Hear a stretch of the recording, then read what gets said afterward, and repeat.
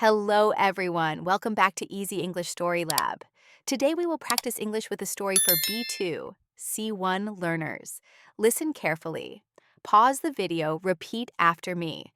Copy the pronunciation, rhythm, and emotion. This is the shadowing technique. Now let's begin. My name is Alina, and I am 23 years old. Ever since I was a child, I have wanted to become a doctor. It is not just a career choice for me. It feels more like a calling, something deeply connected to who I am as a person and how I see the world.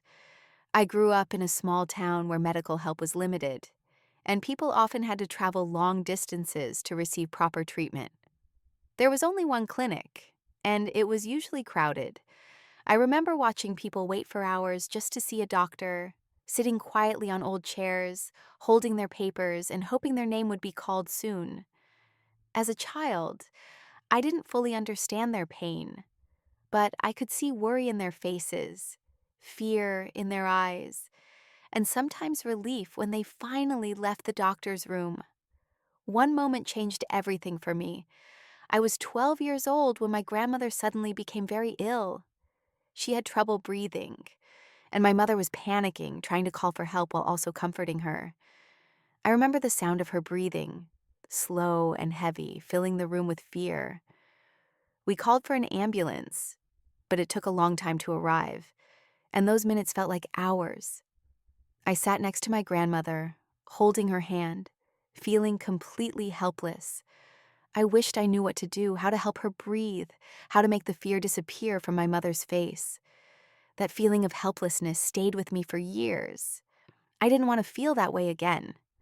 I wanted to be the person who knows what to do in moments of crisis, the person who brings calm into a room full of panic, the person who can say, "It's going to be okay," and truly mean it, because they understand the situation. School was not always easy for me. Science subjects required discipline and patience. There were nights when I stayed awake late, trying to understand biology diagrams or chemical reactions that seemed impossible to remember. Sometimes I felt tired and discouraged, especially when I saw my friends choosing easier paths, careers that didn't demand so many years of study and emotional strength. But every time I thought about giving up, I remembered my grandmother's face and my mother's worried voice. That memory pushed me forward, reminding me why I started. Now I am studying at university, working toward my medical degree. The journey is difficult and sometimes overwhelming. The amount of information we have to learn is enormous, and the responsibility feels heavy even before we graduate. Human anatomy alone feels like learning a completely new language, one that describes every bone, muscle, and nerve inside the human body. There are days when I doubt myself. I ask, am I strong enough for this? Or am I smart enough to carry such responsibility? But then I remind myself that being a doctor is not only about intelligence. It is about empathy, patience, resilience, and responsibility.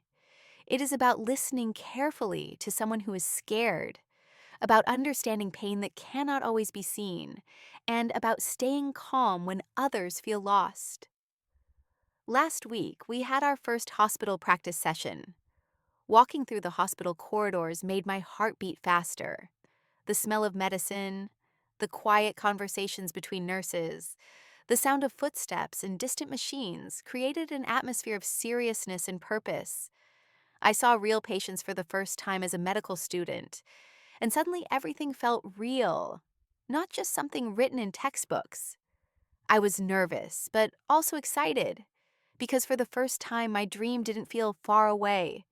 It felt close, almost within reach, like a future that I could finally touch with my own hands. And in that moment, standing in the hospital corridor with my white coat slightly too big for me, I understood something important. This journey would be long, difficult, and full of sacrifices, but it was also the path that gave my life meaning. Every lesson, every late night of studying, and every moment of doubt was slowly shaping me into the person I wanted to become. Someone who could stand beside a patient, not only with knowledge, but with compassion and courage. The hospital practice that day did not end the way I expected. At first, everything felt controlled and educational. We followed a senior doctor, observed patient consultations, and took notes quietly. I tried to look confident, but inside I felt small, like a child pretending to be an adult. Then something unexpected happened. A nurse rushed into the room and spoke quickly to the doctor. Her voice was calm, but urgent. A patient in the emergency room had suddenly lost consciousness. The doctor immediately stood up and told us to follow. My heart started racing as we walked quickly down the hallway. This was no longer a simple observation. This was real. When we entered the emergency room, I saw a middle-aged man lying on a bed surrounded by nurses. Machines were making fast, sharp sounds. His wife stood in the corner, crying silently, holding her hands together as if she was praying. I froze for a moment. Everything felt louder and slower at the same time. The doctor began giving instructions in a clear, firm voice. Check blood pressure. Prepare oxygen. Call cardiology. The team moved with speed and precision, like they had done this 100 times. I stood near the wall watching, my hands slightly shaking. Then the doctor looked at me. Alina, he said, come here, hold this. He handed me a small oxygen mask and told me to keep it in place. My mind screamed, what if I do it wrong? But my hands moved anyway. I stood next to the patient, close enough to hear his breathing, slow and uneven.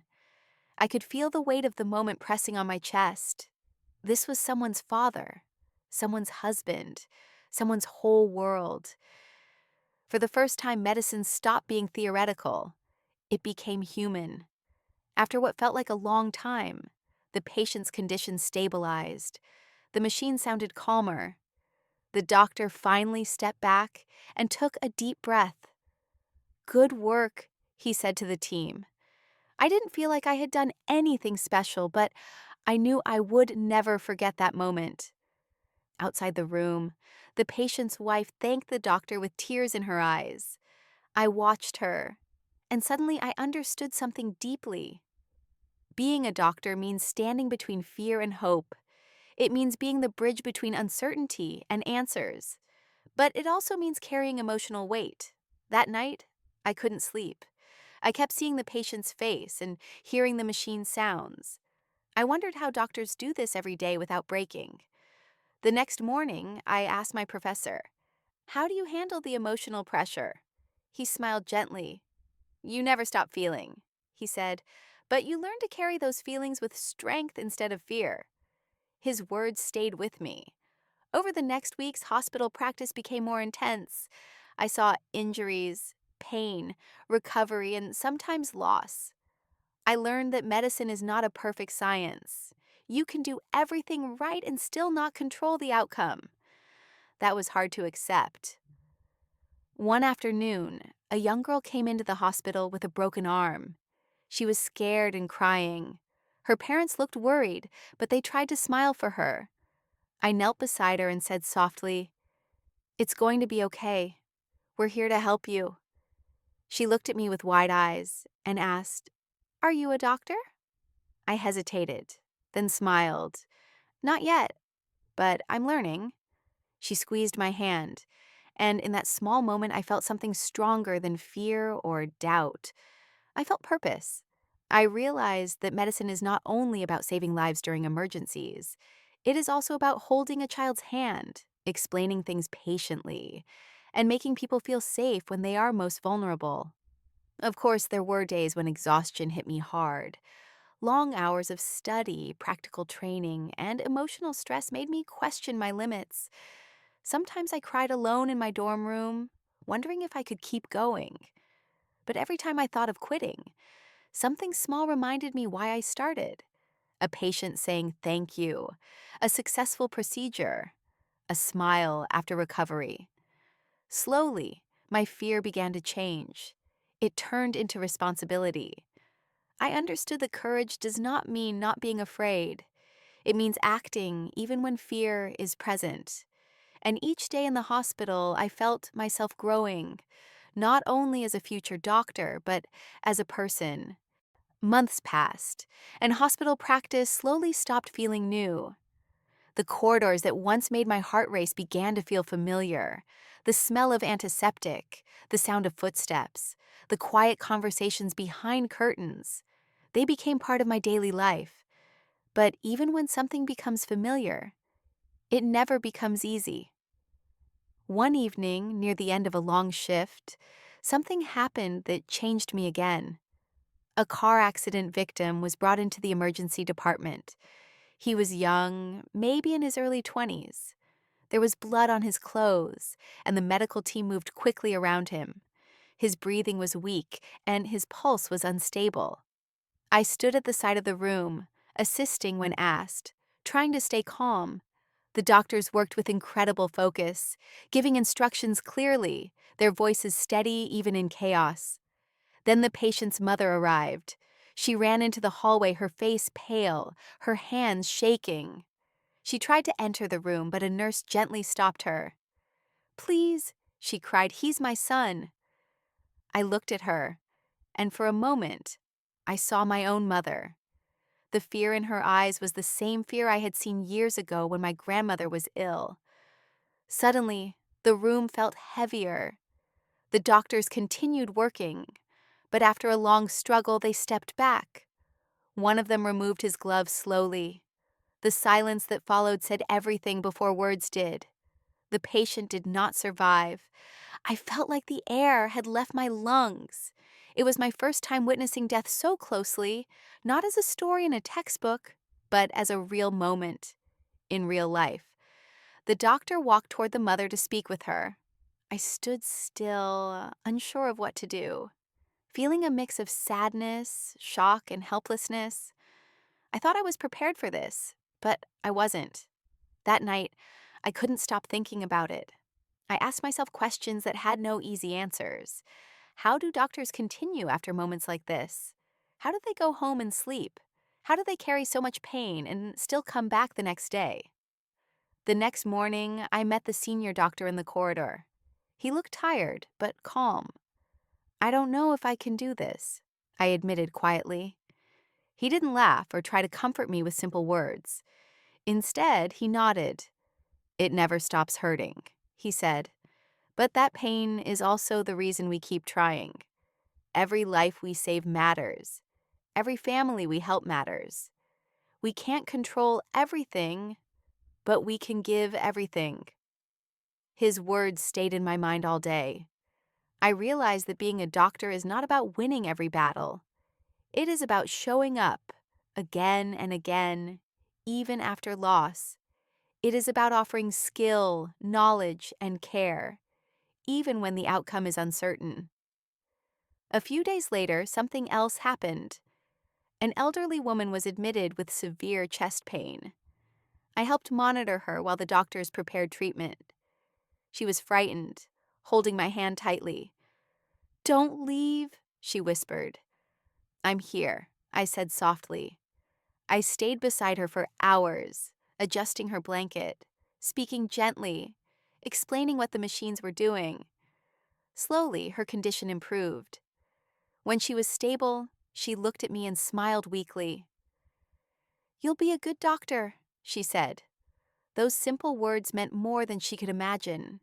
In that moment, I understood something clearly. Medicine is not only about dramatic emergencies, it is also about quiet presence, about staying beside someone when they feel alone and afraid. I began to see my journey differently. The doubts were still there. The pressure was still real. The nights of studying were still long. But my reason was stronger than my fear. I no longer wanted to become a doctor only because of one childhood memory. Now I wanted it because I had seen both sides: loss and recovery, tears and smiles, fear and hope. I had seen how powerful human connection can be. One evening, I walked through the hospital garden before going home. The sky was turning orange, and the day was finally quiet. I sat on a bench and thought about the girl I used to be, The 12-year-old sitting beside her sick grandmother, feeling helpless. If I could speak to her now, I would say, "You're not helpless anymore. You're learning, you're growing. And one day, you will be the person others look to when they need strength." I smiled to myself. The road ahead was still long. There would be exams, sleepless nights, difficult decisions, and moments of pain. But there would also be healing, gratitude, and lives touched in ways I could never fully measure. And for the first time, I felt ready. Not because I was fearless, but because I understood that fear and compassion can exist together. That is what makes a doctor human. Now it's your turn to practice. Go back to the beginning of this video. Listen again. Pause after each sentence and repeat out loud. Try to copy the pronunciation, rhythm, and emotion. This is the shadowing technique, and it will help you speak more naturally and confidently. Practice a little every day. Even 10 minutes can make a big difference. If the story inspired you, please like the video, subscribe to Easy English Story Lab, and write a comment about your dream. Thank you for learning with us. See you in the next story.